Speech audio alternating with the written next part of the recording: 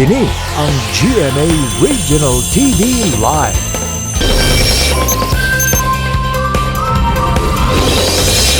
Balik mga kapuso sa GMA Regional TV Live. Karong buntaga, ila-ilahon ta kining grupo nga gitawag ila kaugalingon nga BayChild.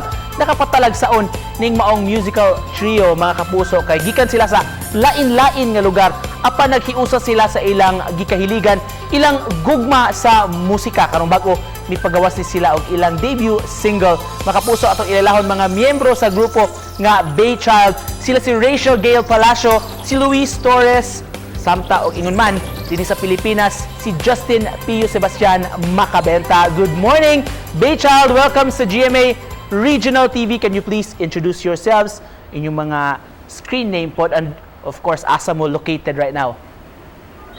Okay, may buntag, Ride the Wave. Hi, ako dito si Justin Pio Sebastian Macabenta. Ako dito ang rapper and producer of BayChild, aka Trascoda. I'm 17 years old and based in Ormoc City, Leyte. I'm currently an ABM student in Ormoc City Senior High School. By the way, my name is Rachel Palacio, and my stage name is Picasso. I'm 17 years old. I'm located in Temecula, California, and I'm the vocalist and co-producer of BayChild. And something that I really like to do is dancing. By the way, hi, I'm Luis Finosadaba. My stage name is Lulu. I am based in Texas, and I am the lyricist and vocalist and the youngest in BayChild. Thank you so much for joining us from different locations mga kapuso. Unsa may gikabisihan, what have you been busy doing lately? Kumusta man ang inyong pag-launch sa inyong debut single? As for our single, it turned out well.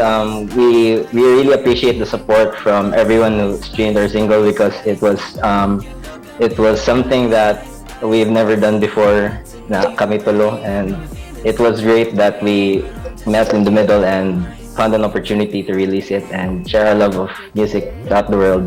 For Lulu, your concept, your genre, creating a parang K-pop or Western pop music, was this a consensus between amongst you three guys? It's a funny story, really, because so basically, Chick Hoda had made a little bit of the track already, and I was already planning to do a top line. And originally, I was all in English. I don't know who though, but somebody along the line, someone was like, it would be really cool if this song was in Korean, or if we could hear it in Korean. And so I was like, okay. And so with the help of Kian and other friends, we translated the song. Anyone can answer. What is the what matawag nato nga common denominator? What is common among you three, and sa po yung mga gikahiligan niyo? We learned nga pareho mo tanan, no? You're all of the same age. I guess like other than like our age, well, in a way, because of our age, all three of us have like similar humor and all that. And also, aside from that, in terms of music, we have similar interests in music, which is how we even became a group in the first place, because we noticed that we have similar taste in music. Can you share to us the story about your single, Ice? Why is it called Ice? And how long did it take you to produce this song? I'm not gonna tell the songwriting end of this because I was mostly working on the technical thing. So funny good kayong story kay. I was really burnt out that day nga na-produce na akong Ice. I didn't know what else to produce, so I just decided to practice lang sa, and I thought to myself, what if sagulo na akong electronic niya, hip-hop niya, R&B niya, would that work out niya? Eventually it did, so bali nagsugod lang og murag 12-second loop niya, like napadayon na ako dito, and from then on ako gipamati nila nga like, hey guys, check this out. I think I made a beat, and I don't know if maybe we could use this for like the follow-up to Iridescence, and then moto like when that happened kay like since mga meticuloso man bali ba ang mga naa sa server, naahat pod ko like kanang revise og ayo kutob sa nalimpya guys katanan. Just in closing, guys, can you ask just a few lines of your single, Ice? No cap for you, boo. Couple of minutes on board for you. 2020 vision of Baba just you. Napada jawa sa Jiggy Mali, it's true like yeah. 우리는 지금 함께 있지만 어떡해 너의 손을 잡고 싶은데 움직일 수 없어 이 새까워서 하도록 줘 들려도 I'm lost and I'm frustrated 내게 다가와 나를 느껴줬으면 해 babe 나 지금 이 순간 너만의 요밤이 끝날 때까지 키스해줘. Wow. Thank you very much for that. Finally, in closing, your message to our viewers. Padayon lang gid bisagon saon kanang fall 7 times, stand up 8 nya.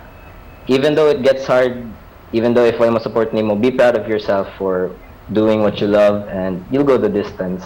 Thank you so much for sharing us your talent ug inyong istorya karong buntaga mga kapuso. Si Justin gikan sa Ormoc City, si Rachel of course si Lulu gikan sa Estados Unidos. Mga kapuso, sakop ni sila sa grupo nga BayChild atong angayang atangan. Thank you so much for joining us.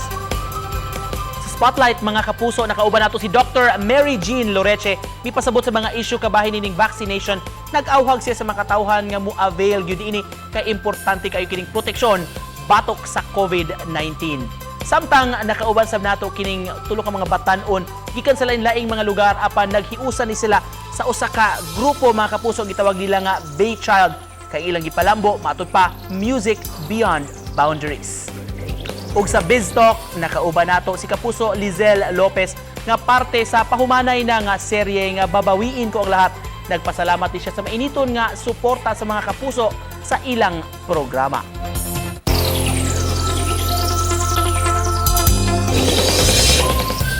Panawagan ni Dr. Loreche sil nga mo-avail gyud ta ani sil kung moabot na sa atong higayon kay of course priority groups pa man ang atong proseso karon di ba sa atong vaccination rollout. Mao busa sa mga nagduha-duha din happy di kaayo nga mubasa no ug makisayod usab sa mga options nga anaa kay mao lagi matud pa let's trust science ug ingon pa nga kung unsa nang vaccine nga present karon it's the best vaccine for you.